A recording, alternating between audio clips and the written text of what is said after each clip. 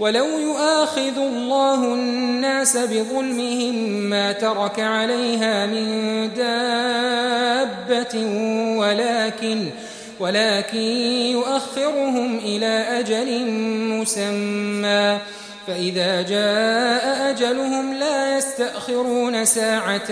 ولا يستقدمون ويجعلون لله ما يكرهون وتصف ألسنتهم الكذب أن لهم الحسنى لا جرم أن لهم النار وأنهم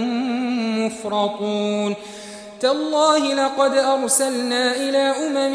من قبلك فزين لهم الشيطان أعمالهم فهو وليهم اليوم ولهم عذاب أليم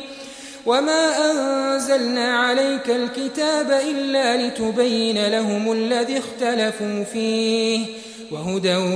ورحمة لقوم يؤمنون والله أنزل من السماء ماء فأحيا به الأرض بعد موتها إن في ذلك لآية لقوم يسمعون